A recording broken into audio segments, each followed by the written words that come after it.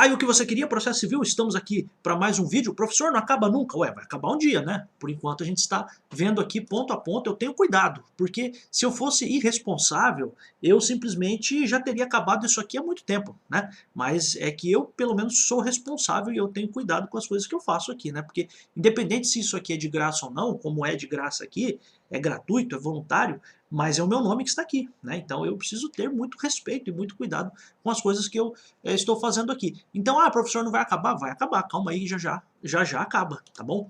Então, ó, título 2 da comunicação dos atos processuais, artigo 236. Aqui teve algumas mudanças, né, recentes aí, quando o edital já estava aberto.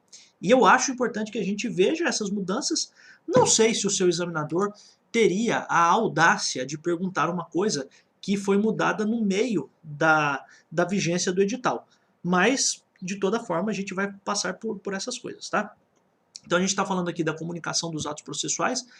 O que, que eu fiz? Eu peguei de novo, né, como eu fiz em algumas situações da parte de provas, eu peguei os artigos com maior incidência da VUNESP, da prova da VUNESP. Então vamos dar mais atenção para eles, mas isso não significa que a gente não fale dos outros também, tá? Então olha só. Artigo 236 dos atos processuais. Aliás, artigo 236, os atos processuais serão cumpridos por ordem judicial. Beleza. Será expedida carta para a prática de atos fora dos limites territoriais do tribunal, da comarca ou da seção, ressalvadas as hipóteses previstas em lei. Então aqui, por exemplo, a carta precatória, né, para um ato que vai ser feito fora dos limites do tribunal, da comarca ou da seção, da subseção, a depender, porque se você pega, por exemplo, Justiça Federal, você chama de subseção, enfim. Mas aqui, o que for feito fora do limite territorial é expedida a carta, tá? O tribunal poderá expedir carta para o juízo a ele vinculado se o ato houver de se realizar fora dos limites territoriais da sua sede. Então, o tribunal, ó, veja aqui, que aqui a gente está falando daquela situação que a gente já falou em alguma outra oportunidade de carta à ordem, tá? A vara da comarca local cumprindo uma determinação do tribunal, tá? Então é isso, tá? Parágrafo 3º, admite-se a prática de atos processuais por meio de videoconferência ou outro recurso tecnológico de transmissão ou imagens em tempo real. Tranquilo também, sem maiores problemas. Então, ó, até aqui, ó, será expedida. A gente tem aqui 4 tipos de carta. A gente até já viu isso num vídeo muito lá no começo, né? Mas a gente pode falar aqui rapidamente, ó. A gente tem 4 tipos de cartas. Carta de ordem ou carta à ordem pelo tribunal, na hipótese do 236. Então, para que você guarde de novo, carta à ordem ou carta de ordem acontece quando existe uma diligência que precisa ser feita fora da sede do próprio tribunal. Exemplo, o STF fica em Brasília, mas existe uma diligência a ser feita em São Paulo. É expedida carta de ordem do STF determinando que o juiz fulano de tal, da vara tal, de São Paulo, faça essa diligência, tá? Então essa é a ideia. Não tem muito segredo. Não vamos complicar um negócio fácil, hein? Pelo amor de Jesus Cristo, né? Então, carta de ordem é isso. É uma carta que o tribunal faz porque alguma coisa vai ser praticada fora da sua jurisdição. Da sua jurisdição não, porque jurisdição ele tem jurisdição sobre todo o estado, sobre todo o país. Mas fora da sua sede. Então a sede do STJ, do STF é em Brasília, mas tem um negócio que vai ser feito fora de Brasília, o ministro lá do STF ou do STJ manda uma carta à ordem. Imagina que tem que fazer um negócio lá na comarca de Cunha, né? Eu até dei esse exemplo num dos vídeos que a gente fez. Então, o STF manda uma carta de ordem para o juízo de Cunha, para que o juízo de Cunha colha o depoimento de alguém, por exemplo, no processo dele, tá? Então, carta de ordem é isso. Carta rogatória, para que o órgão jurisdicional estrangeiro pratique o ato de cooperação jurídica internacional relativo a processo em curso perante o órgão jurisdicional brasileiro. Então a gente sabe, carta rogatória é para cumprir um ato processual fora do país, né? Então, carta rogatória, ato fora do país. Carta precatória para que o órgão jurisdicional brasileiro pratique ou determine o cumprimento na área de sua competência territorial de ato relativo a pedido de cooperação jurídica formulado por órgão jurisdicional de competência territorial diversa. Mas aqui é um ato fora da atuação do juiz, mas que será praticado dentro do país, tá? E carta arbitral para que o Poder Judiciário pratique ou determine o cumprimento na área de sua competência territorial de ato objeto de cooperação judiciária formulado por juízo arbitral. Então aqui, ó, quem pede a carta arbitral, então, ó, quem pede ao judiciário que cumpra a carta arbitral é um juízo arbitral, tá? Então você pensa o seguinte, então exemplo, uma questão está sendo julgada pelo juízo arbitral da cidade tal. Porém, existe um depoimento que precisa ser tomado na cidade tal. O juízo arbitral pede para que o Poder Judiciário faça a coleta desse depoimento, tá? Então essa é essa é a ideia, tá? De você ter essa carta arbitral. Então aqui a gente tem 4 tipos de carta. Carta de ordem é um tribunal que vai mandar alguma vara fazer alguma coisa. Carta rogatória de um país para outro. Carta precatória de uma cidade para outra dentro do país. E carta arbitral, o juízo arbitral pedindo para o Poder Judiciário. Tá? Então essa é a ideia. O que já caiu em concurso, parágrafo único. Se o ato relativo a processo em curso na Justiça Federal ou em Tribunal Superior houver de ser praticado em local onde não haja vara federal, então lugar em que não existe vara federal, a carta poderá ser dirigida ao juízo estadual da respectiva comarca. Então você pensa o seguinte, né? Aqui, ó,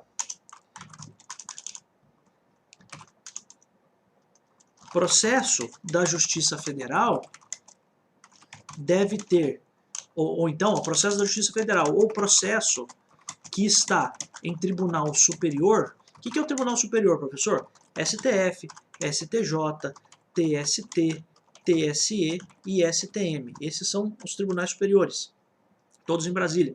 Então, o processo da Justiça Federal, o processo que está em Tribunal Superior, deve ter a carta cumprida também na Justiça Federal. Essa é a ideia.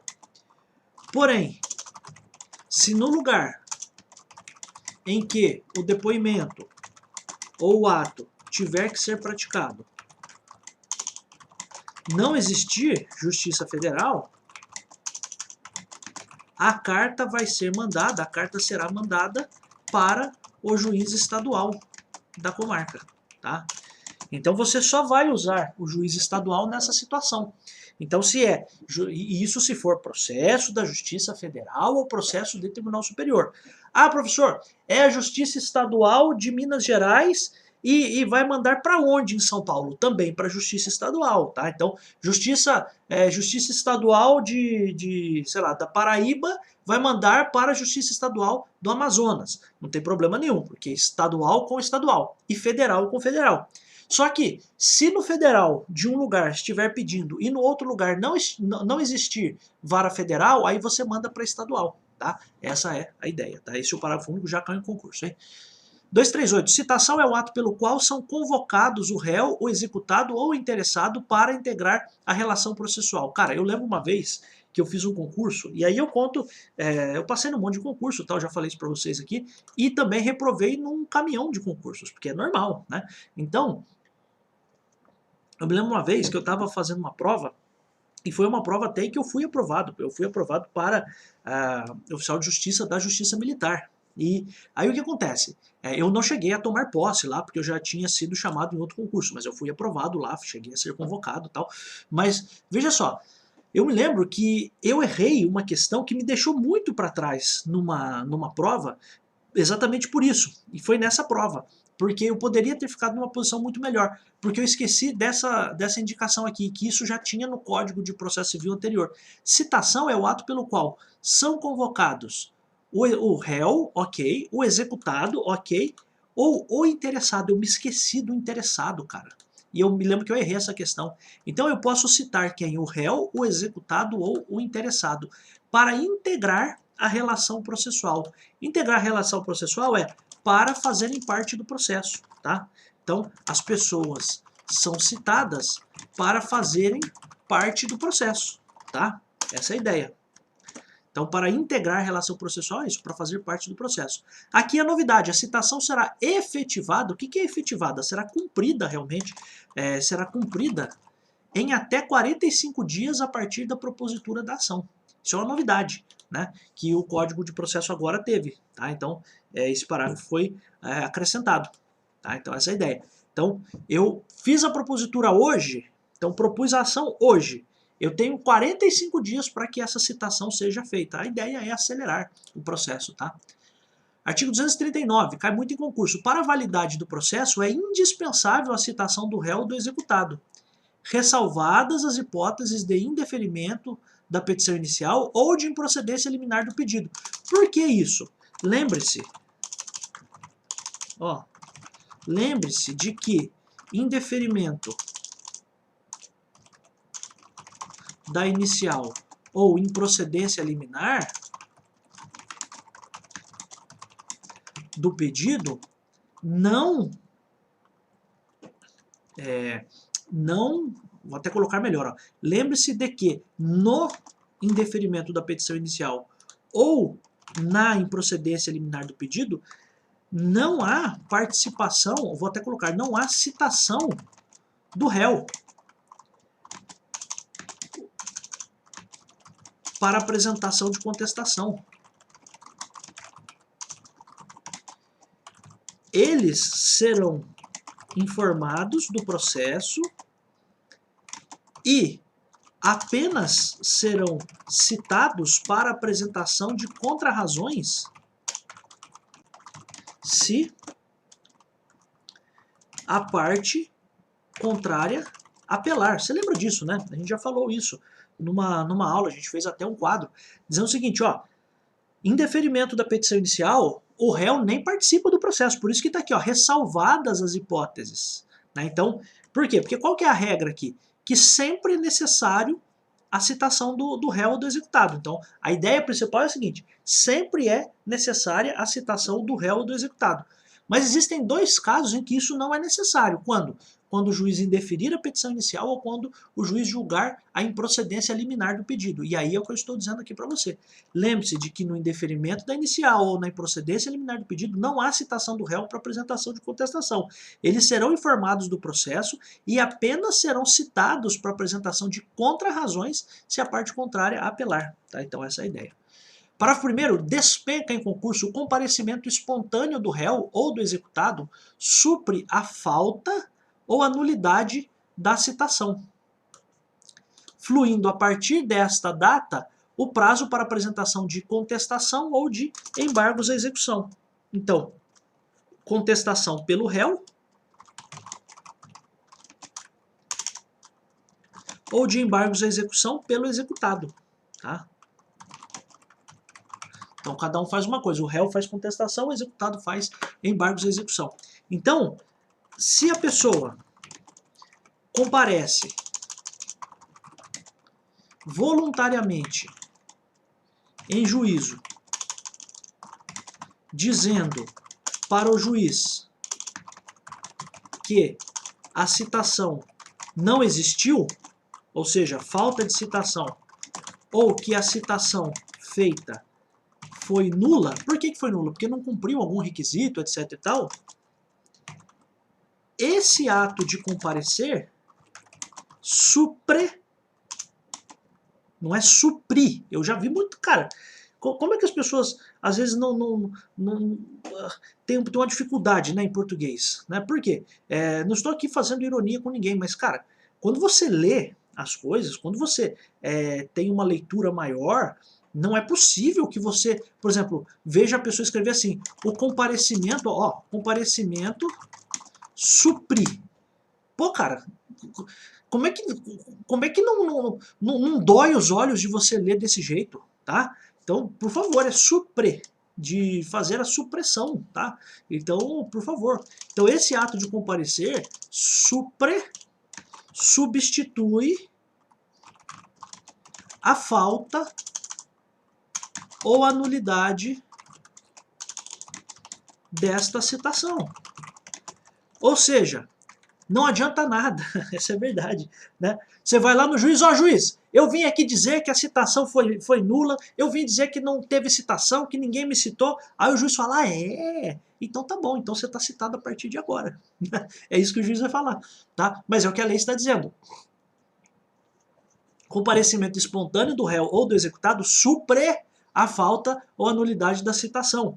Fluindo a partir desta data, a partir deste comparecimento, a partir do comparecimento, o prazo para apresentação de contestação, se o cara for réu, ou de embargos à execução, se o cara for executado. Isso aqui despenca no concurso. Rejeitada a alegação de nulidade, tratando-se de processo de conhecimento, o réu será considerado revel. Então, olha só, se o juiz olhar, porque o cara não está falando aqui da nulidade, ó, nulidade.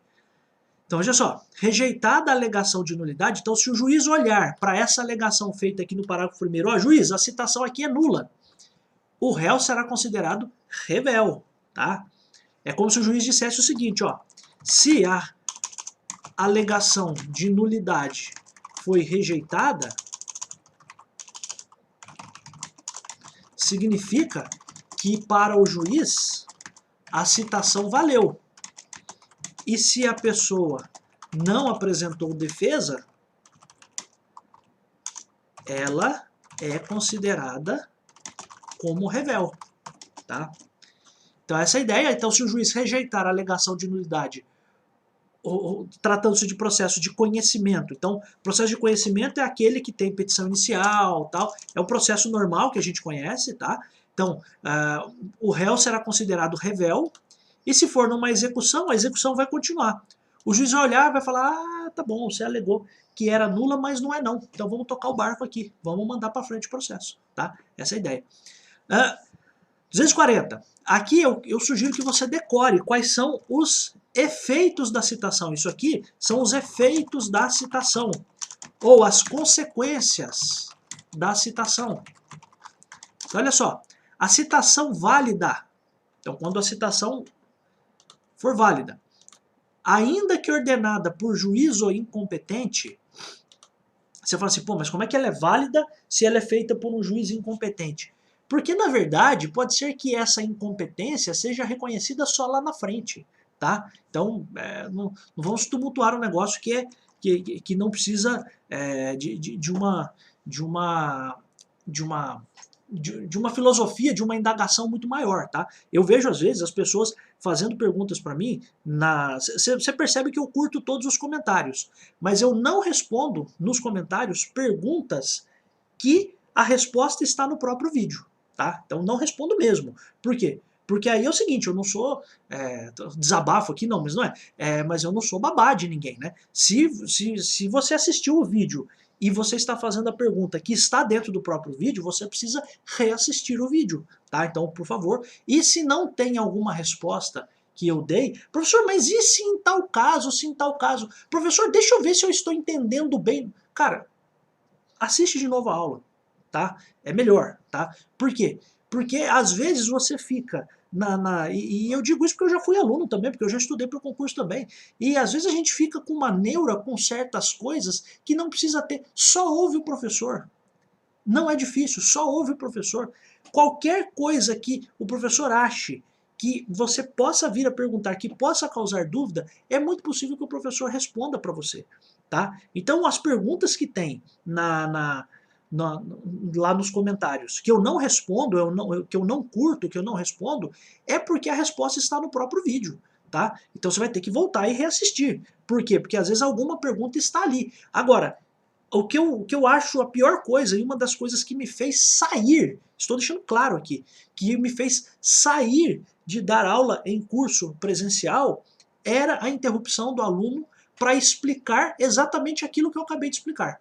Então eu estou dando uma aula, falo assim, ah, tal coisa, tal coisa, tal coisa. Daí a pessoa levanta a mão e fala, professor, então quer dizer, vê se o meu raciocínio está certo, vê se o que eu estou falando está certo. Aí o cara vem e fala tudo que eu acabei de falar. Cara, é só ouvir, não precisa você reforçar em voz alta aquilo que acabou de ser falado, é só você guardar aquilo, tá? Então, por favor. Ah, professor, você está bravo? Não, mas eu estou dando a título de exemplo, por quê? Porque eu vejo que concurseiro perde muito tempo, cara.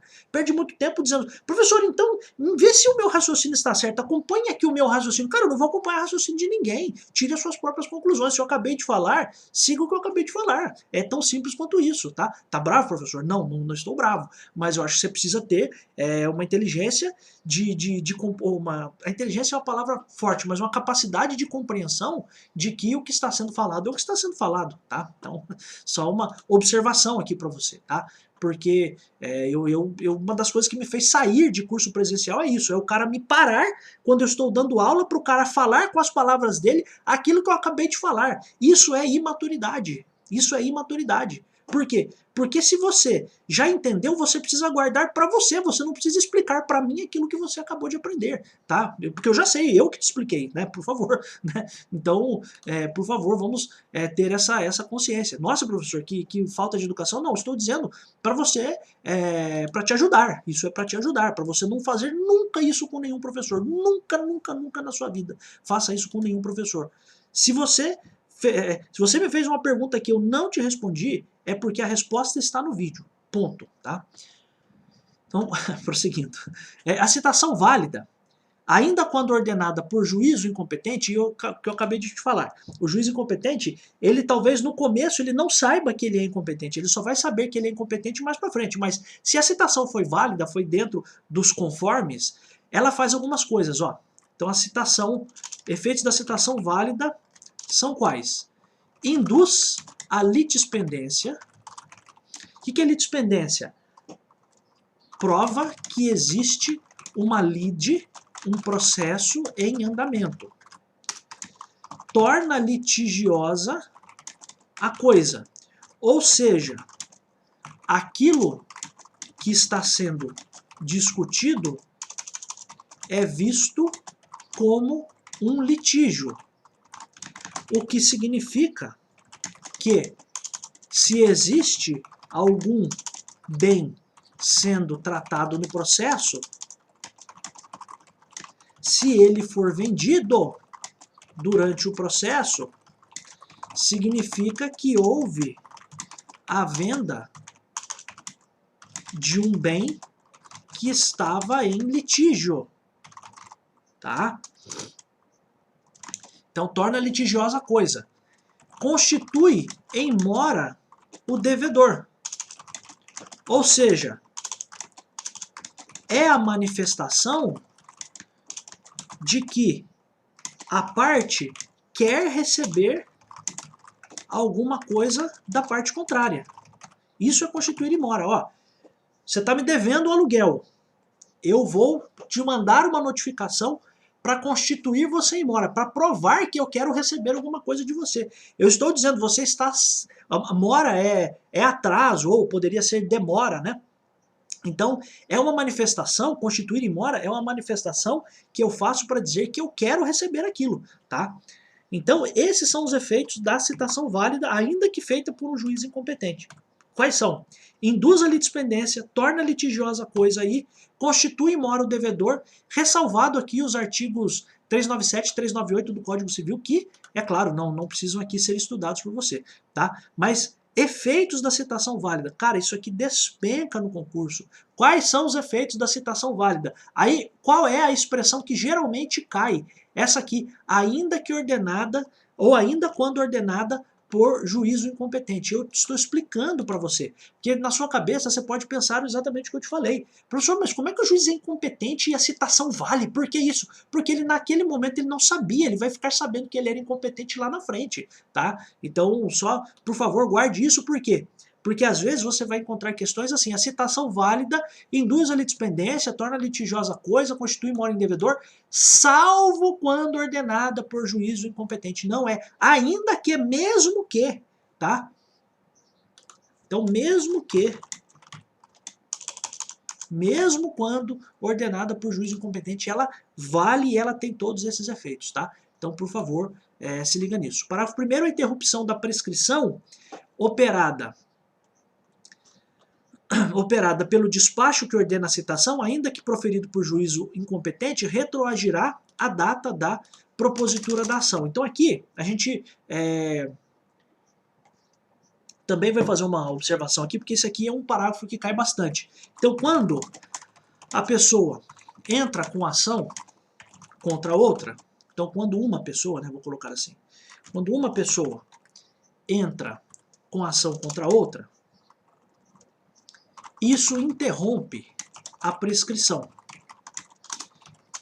Significa que a parte exerceu o seu direito de processar a outra dentro do prazo legal, dentro do prazo prescricional. Até porque se a pessoa entra quando já prescreveu, a pessoa não pode entrar com ação se já prescreveu, né? Então, essa é a ideia. A interrupção da prescrição operada pelo despacho que ordena a citação, ainda que proferido por juízo incompetente, de novo, ainda que proferido por juízo incompetente, então essa interrupção aqui retroagirá a data da propositura da ação. Então, é como se eu dissesse o seguinte, só para você entender. Eu entrei com a ação em 10 de setembro de 2021. O juiz deu o despacho que mandou a parte contrária ser citada no dia 18 de setembro de 2021.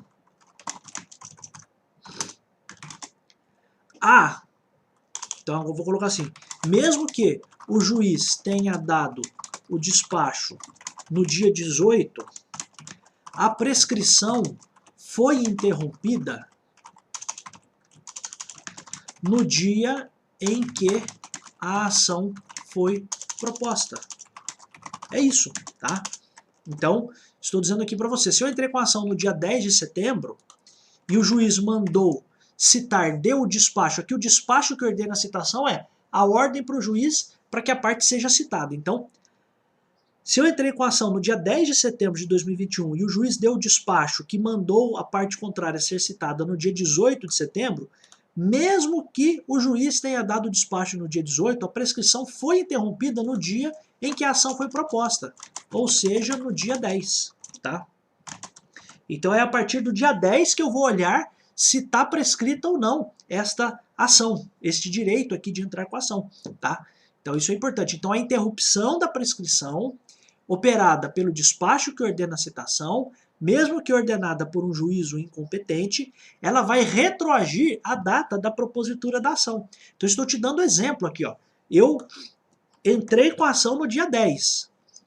O juiz despachou no dia 18, mas está dizendo aqui, retroagirá a data da propositura. Então a ação foi proposta no dia 10, então a interrupção aconteceu no dia 10, tá? Mesmo que o despacho tenha sido depois, tá? Porque vale a data que eu entrei com a ação, mesmo que o juiz tenha demorado para fazer o que fez, tá? Para dar a decisão dele.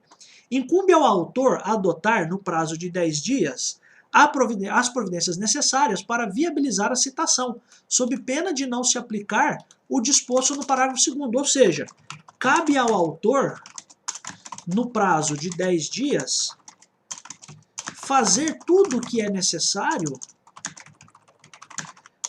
para que a parte seja citada. Se ele não fizer isso, não acontecerá a interrupção da prescrição, tá? É isso que o parágrafo aqui quer dizer. Então, que coisas o autor deve fazer? Coisas, ou exemplo de uma coisa que o autor deve fazer. Pagar pela diligência do oficial de justiça. Por exemplo, tá? Quando for o caso de citação pelo oficial de justiça. Então, essa é a ideia. Parágrafo terceiro, a parte não será prejudicada pela demora imputável exclusivamente ao Poder Judiciário. É lógico que não, né? Porque aí não tem nem sentido. Porque, no fundo, se foi culpa exclusivamente do Poder Judiciário, aí a parte, claro, você que está tendo a boa-fé de entrar com a ação, você não pode ser prejudicado, né? Então, é lógico que você não pode ser culpado por isso. O efeito retroativo, a que se refere o parágrafo primeiro, aplica-se à decadência e aos demais prazos extintivos previstos em lei.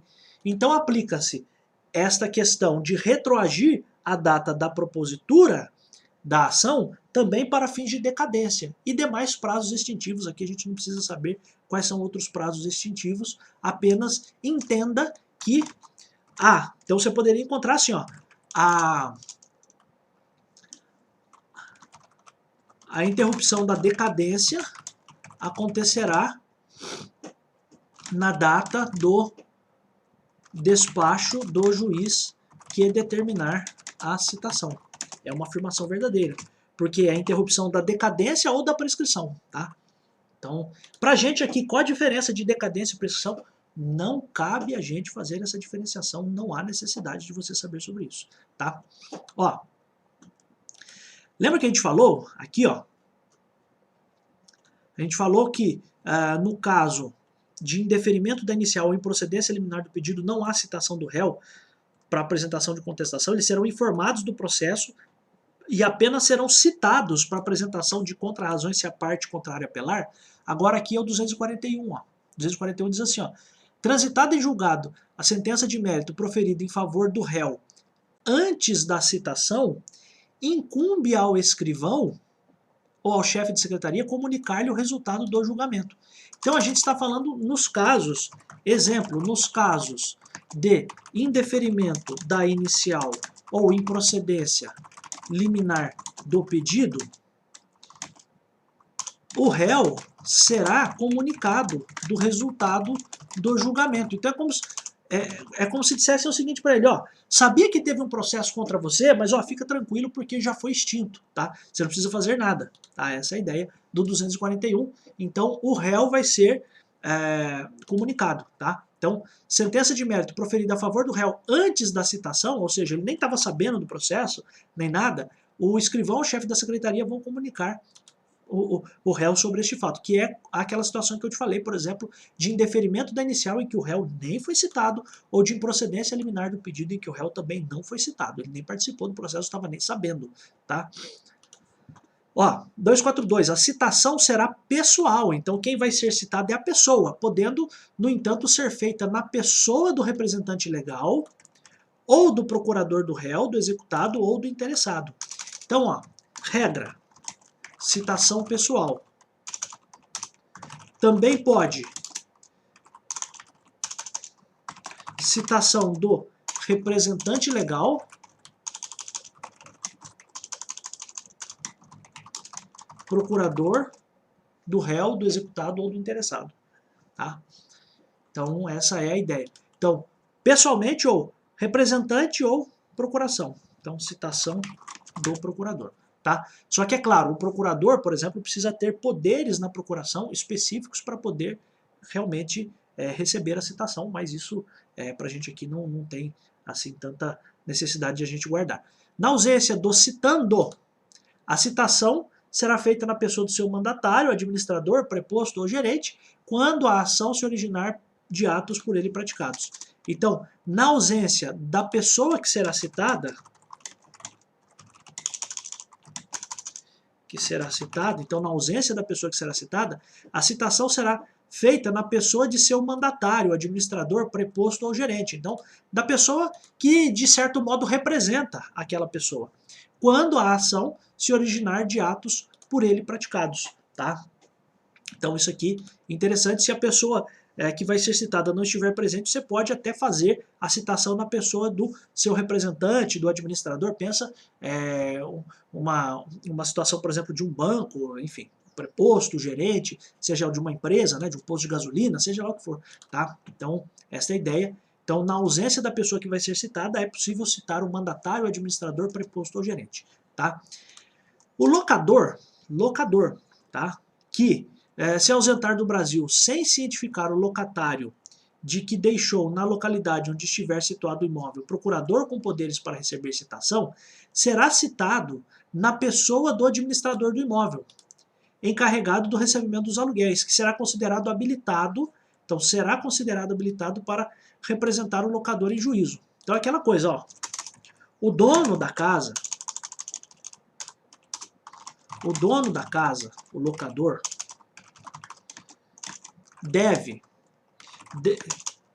então vou colocar assim, ó, o dono da casa, o locador, se for deixar o país, deve deixar um procurador com poderes para receber eventuais citações. Se o dono da casa, locador, não deixar, o inquilino, entenda, né, o locatário,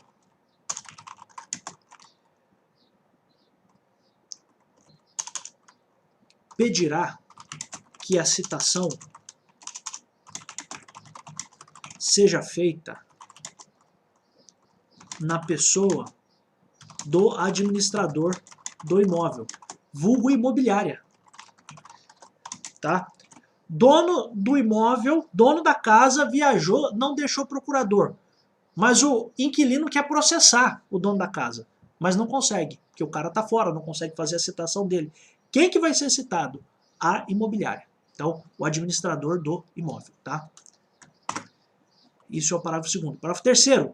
Isso aqui despenca em concurso, hein? A citação da União, Estados, Distrito Federal, municípios, de suas respectivas autarquias, fundações de direito público, será realizada perante o órgão de advocacia pública, responsável por sua representação judicial. Ou seja, processos contra União, Estados, Distrito Federal, municípios e as suas autarquias e fundações, a citação vai ser perante a Procuradoria ou órgão da advocacia pública responsável por sua representação judicial.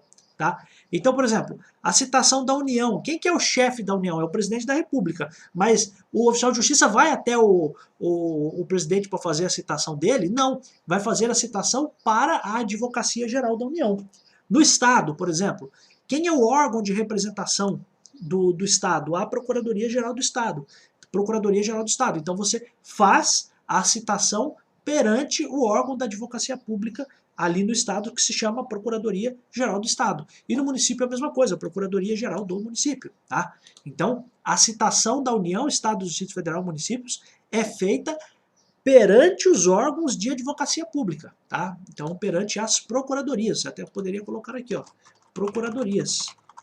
Tá? Isso é importante. Isso cai bastante em concurso também. Tá marcado aqui porque realmente é bem interessante, tá? 243, a citação pode ser feita em qualquer lugar em que se encontre o réu, o executado ou interessado, tá? Então, em qualquer lugar. Achou o cara, você falando de tal, sou, então, é o seguinte, eu sou oficial de justiça, eu tô aqui para fazer sua citação, tá? O militar em serviço ativo será citado na unidade em que estiver servindo, se não for conhecida sua residência ou nela não for encontrado. Então, ó, qual a regra? Citação na sua residência. Essa é a regra do militar. Só vai citar no serviço se ele não for encontrado em casa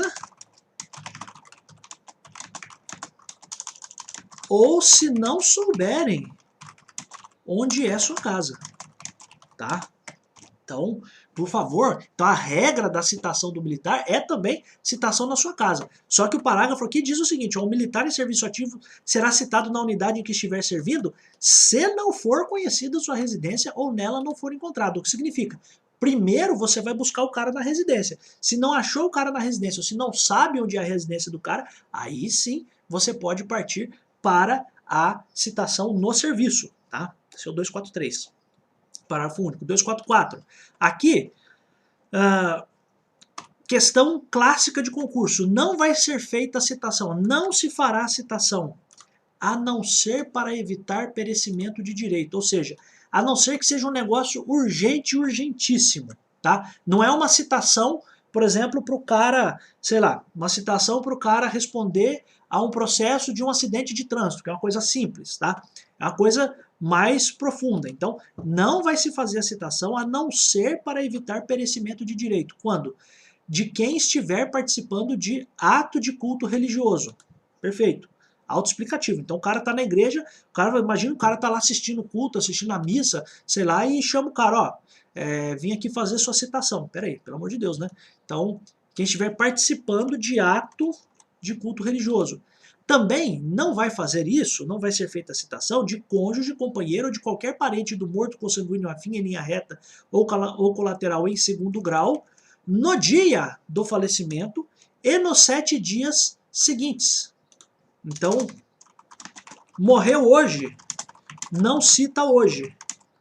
E também não cita nos próximos 7 dias, a não ser para evitar perecimento de direito. Tá?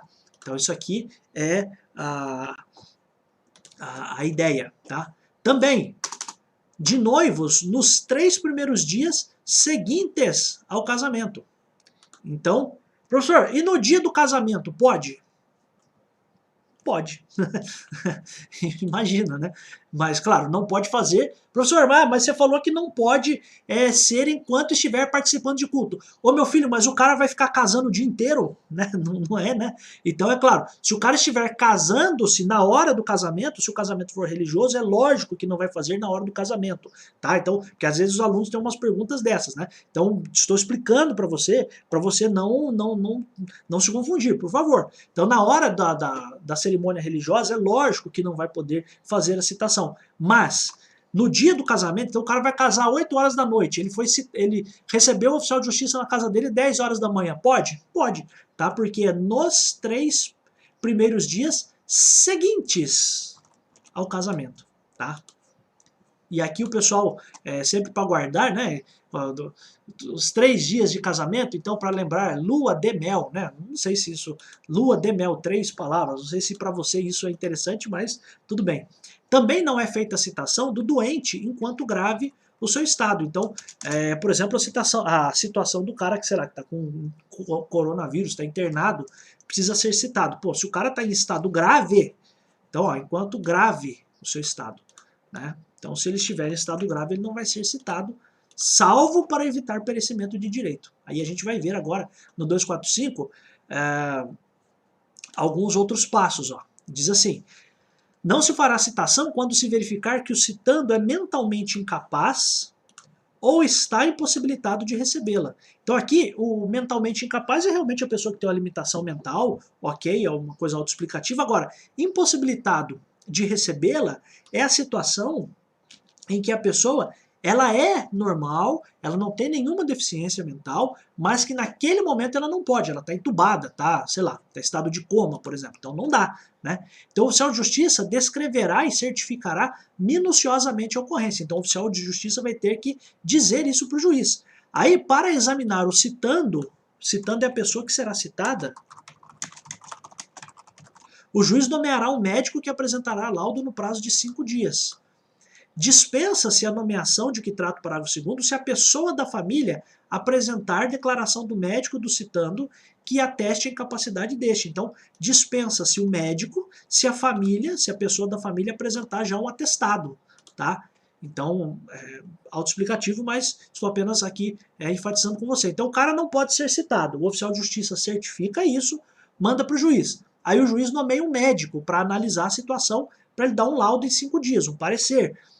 Só que o juiz vai abrir mão do laudo se o oficial de justiça já leva para o juiz também essa declaração do médico do cara. Ó, o cara tá com problema, o cara não pode ser citado, então dispensa-se, né? Então, a nomeação de médico se a pessoa da família apresentar declaração do médico do citando que ateste a sua incapacidade.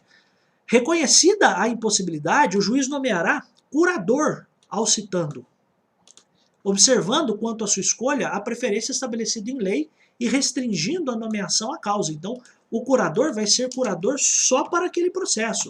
O curador vai representar essa pessoa mentalmente incapaz ou impossibilitada apenas naquele processo, tá? A citação será feita na pessoa do curador a quem incumbirá a defesa dos interesses do citando. Tá, meus amigos? A gente vai parar por aqui, a gente vai voltar em outros vídeos. Sim, a gente está fazendo com cuidado, porque isso aqui até tem coisa nova, a gente vai ver algumas coisas novas já no próximo vídeo também. Já vimos uma pequena novidade aqui, que é este prazo de 45 dias para a efetivação da citação, uma coisa bem interessante, acho relevante que você guarde. A gente vai voltar em tantos outros vídeos. Fico muito feliz por estar aqui. Eu volto em tantos outros vídeos, sim. Apesar dos malas aí, né? E não tô nervoso não, né? Falei muita coisa aqui, não é desabafo, não é nada, mas eu acho que eu preciso fazer alguns comentários, algumas observações para te ajudar. Eu não tô brigando com ninguém. Se eu quisesse maltratar, destratar, eu não gravaria vídeos. Eu quero aqui te ajudar realmente, mas às vezes eu preciso falar a verdade de algumas coisas, né? Para acordar as pessoas, tá? Mas eu adoro estar aqui.